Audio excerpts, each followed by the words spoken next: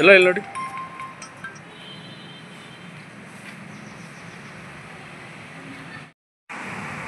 ಬಂಧುಗಳೇ, ನನ್ನ ಹೆಸರು ಶಿವರಾಮ್ ಕೆವಿ ಅಂತ. ಇದೇ ತಾಲೂಕಿನ ಬೈರ್ಗೇನಪಲ್ಲಿ ಪಂಚಾಯತಿ ಮರಸನಪಲ್ಲಿ ಗ್ರಾಮದ ನಿವಾಸಿ.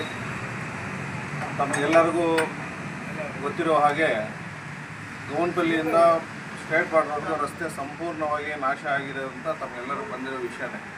ಈಗಾಗಲೇ ಅದರ ಬಗ್ಗೆ ಸಾಕಷ್ಟು ಹೋರಾಟಗಳನ್ನು ಮಾಡಿದ್ವಿ.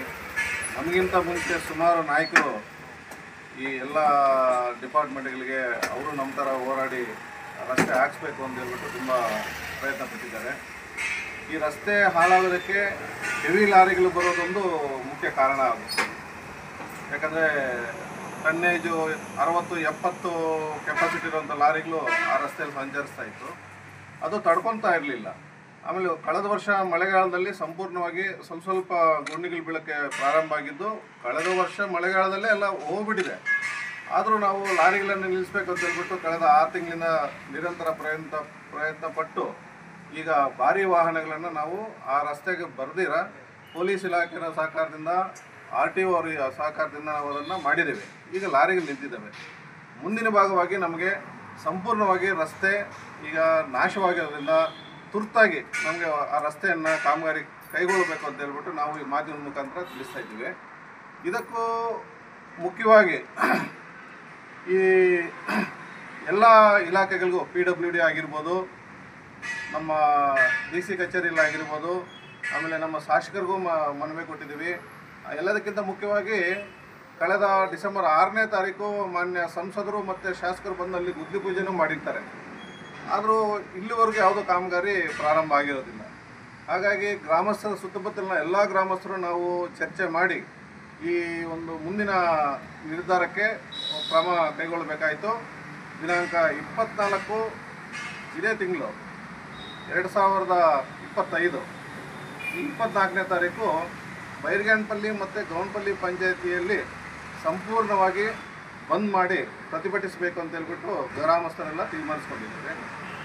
ಇದಕ್ಕೆ ತಮ್ಮ ಮೇಲಾಧಿಕಾರಿಗಳೆಲ್ಲ, ನಮ್ಮ ತಹಸೀಲ್ದಾರ್ ಅವ್ರಿಗೂ ಪ್ರತಿಯೊಬ್ಬರಿಗೂ ಮಾಹಿತಿ ಕೊಟ್ಟಿದ್ದೀವಿ. ನಾವು ಮೌಖಿಕವಾಗಿ ಕೊಟ್ಟಿದ್ದೀವಿ, ಲಿಖಿತ ರೂಪದಲ್ಲಿ ಕೊಟ್ಟಿದ್ದೀವಿ. ಇದಕ್ಕಿಂತ ಮೊದಲು ಮಾಧ್ಯಮದಲ್ಲೂ ಸಾಕಷ್ಟು ಬಾರಿ ಮಾತಾಡಿದ್ದೀವಿ. ಹಾಗಾಗಿ ಇನ್ನು ತಡ ಮಾಡದೆ ಕನಿಷ್ಠ ಪಕ್ಷ ಈ ಬಂದ್ಗೆ ತಾವೆಲ್ಲ ಆಗಮಿಸಿ ನಮ್ಮ ಗ್ರಾಮಸ್ಥರ ಕುಂದುಕೊರತೆಗಳನ್ನು ತಾವು ಸಂಪೂರ್ಣವಾಗಿ ಕುಂದುಕೊರತೆಗಳನ್ನು ನೀವು ಬಗೆಹರಿಸಬೇಕಂತ ಹೇಳ್ಬಿಟ್ಟು ಈ ಮಾಧ್ಯಮದ ಮುಖಾಂತರ ತಮಗೆ ಆಹ್ವಾನ ಕೊಡ್ತಾ ಇದ್ದೀವಿ. ಧನ್ಯವಾದಗಳು ಸರ್. ನಮಸ್ತೆ, ನನ್ನ ಹೆಸರು ಮುಜಾಹಿದ್ ಅಂತ. ನಾನು ಗೋವನಪಲ್ಲಿ. ಸರಿ, ಇದು ಏನಂದರೆ ಆ್ಯಕ್ಚುಲಿ ಈಗ ನಮ್ಮ ಅಣ್ಣ ಮಾತಾಡ್ದಂಗೆ ರಸ್ತೆದು ತುಂಬ ಪ್ರಾಬ್ಲಮ್ ಆಗಿದೆ. ನಮಗೆ ಅದು ಎಂಥ ಪ್ರಾಬ್ಲಮ್ ಅಂತ ಹೇಳಿದ್ರೆ, ಕೋಟಪಲ್ಲಿ ಕ್ರಾಸಿಂದ ಬಾರ್ಡ್ರ್ ತನಕ ಎಷ್ಟು ತೊಂದರೆ ಆಗ್ತಾಯಿದೆ ಅಂತ ಹೇಳಿದ್ರೆ, ನಾವು ಬಾರ್ಡ್ರಿಂದ ಗೋವನಪಲ್ಲಿ ಸೇರ್ಬೇಕಾಗುತ್ತೆ ಹೇಳಿದ್ರೆ ಅಟ್ಲೀಸ್ಟ್ 40 to 45 ಮಿನಿಟ್ಸ್ ಆಗುತ್ತೆ. 45 ನಿಮಿಷ ಬೇಕಾಗುತ್ತೆ. ಎಷ್ಟು 45 ನಿಮಿಷ ಬೇಕಾಗುತ್ತೆ.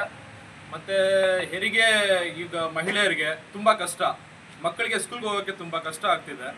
ನಮ್ಮ ಗೋವನಪಲ್ಲಿಯಲ್ಲಿ ಈ ರಸ್ತೆ ಬದಿಯಲ್ಲಿರೋ ವ್ಯಾಪಾರಸ್ಥರಿಗೆ ತುಂಬ ಕಷ್ಟ. ಬರೀ ಧೂಳಿಂದ ಎಷ್ಟು ತೊಂದರೆ ಆಗ್ತಿದೆ ಅಂತ ಹೇಳಿದ್ರೆ, ಪ್ರತಿದಿನ ಹಾಸ್ಪಿಟ್ಲಲ್ಲಿ ಹೋಗಿ ನೋಡ್ಬೋದು ನಾವು. ಗೋವನಪಲ್ಲಿಯಲ್ಲಿ ಒಂದು ಅಟ್ಲೀಸ್ಟ್ ಈ ಪ್ರಾಬ್ಲಮಿಂದ 20 ಜನ ಸೇರ್ತಾರೆ ಹಾಸ್ಪಿಟ್ಲ್. ಅದೊಂದು. ಇದ್ರ ಬಗ್ಗೆ ನಾವು 24ನೇ ತಾರೀಕು ಅಂತ ಸರ್ ಹೇಳಿದ್ದಾರೆ. ನಾವು ಬಂದ್ ಮಾಡ್ತಾ ಇದ್ದೀವಿ. 2 ಪಂಚಾಯತಿಗಳು ಸೇರಿ ನಾವು ಬಂದ್ ಮಾಡ್ತಾ ಇದ್ದೀವಿ. ಪ್ರತಿಯೊಂದು ಗ್ರಾಮದಲ್ಲಿ ನಾವೆಲ್ಲ ಮಾತಾಡ್ಕೊಂಡು ಬಂದ್ ಮಾಡ್ಬೇಕಂತ ಡಿಸೈಡ್ ಮಾಡಿದ್ದೀವಿ. ಇನ್ನೊಂದು ಹೇಳಿದೆ ಅಂದರೆ, ನಮ್ಗೆ APMC ಯಾರ್ಡ್ ಇಲ್ಲ. ರೈತರು ಏನಾದರೂ ಮಾರ್ಬೇಕಂತ ಹೇಳಿದ್ರೆ ಇಲ್ಲಿಗೆ ಬರಬೇಕು. ಕಷ್ಟ ಆಗ್ತಾ ಇದೆ ನಮಗೆ. APMC ಯಾರ್ಡ್ ಒಂದು. ಡಿಗ್ರಿ ಕಾಲೇಜ್ ಇಲ್ಲ ನಮಗೆ. PU ಕಾಲೇಜ್ ಇದೆ, SSLC ತನಕ ಇದೆ, PU ಕಾಲೇಜ್ ಇದೆ. ಬಟ್ ಡಿಗ್ರಿಗೆ ಇಲ್ಲಿ ಶ್ರೀನಿವಾಸಪುರಕ್ಕೆ ಬರಬೇಕು. ನಮ್ಮ ಇಡೀ ರಾಯಲಪಾಡ್ ಹೋಬಳಿಯಲ್ಲಿ ಡಿಗ್ರಿ ಕಾಲೇಜ್ ಇಲ್ಲ. ಇನ್ನೊಂದು ಏನಂತ ಹೇಳಿದ್ರೆ, ಬಸ್ ಸ್ಟ್ಯಾಂಡ್ ಇಲ್ಲ. ನಮಗೆ ಬಸ್ ಸ್ಟ್ಯಾಂಡಿಂದ ಭಾರಿ ತೊಂದರೆ ಆಗ್ತಿದೆ. ಬಸ್ ಸ್ಟ್ಯಾಂಡ್ ಇಲ್ದಿರೋದ್ರಿಂದ ನಮಗೆ ಊರಲ್ಲಿ ಗೋವನಪಲ್ಲಿಯಲ್ಲಿ ಎಷ್ಟು ದೊಡ್ಡ ಊರು, ಆದರೆ ನಮಗೊಂದು ಬಸ್ ಸ್ಟ್ಯಾಂಡ್ ಇಲ್ಲ. ಗಾಡಿಗಳು ನಿಲ್ಸೋಕ್ಕೆ ರೋಡ್ ಮೇಲೆ ನಿಲ್ಲಿಸ್ತಾರೆ, ಅಲ್ಲೇ ಟ್ರಾಫಿಕ್ ಜಾಮು. ಈ ಗುಂಡಿಗಳು ಬರೀ ನಮ್ಮ ಇಡೀ ಊರಲ್ಲೇ ಇವಾಗ ಈ ರೋಡಲ್ಲಿ ಹೋಗ್ಬೇಕಂತ ಹೇಳಿದ್ರೆ ಗುಂಡಿಗಳು, ಇದರ ಸಮೇತ ಒಂದು ಬಸ್ ಸ್ಟ್ಯಾಂಡ್ ಇಲ್ಲ. ಸೊ ಇದೆಲ್ಲ ನಾವು ಅವತ್ತು ಅದಕ್ಕೆ ಸಂಬಂಧಪಟ್ಟ ಅಧಿಕಾರಿಗಳು ಬಂದು ನಮಗೆ ಎಲ್ಲ ಸಹಕರಿಸಬೇಕಾಗಿ ಕೋರುತ್ತಿದ್ದೇವೆ, ನಿಮ್ಮ ಕಡೆಯಿಂದ ಕೋರ್ತಿದ್ದೇವೆ ಸರ್.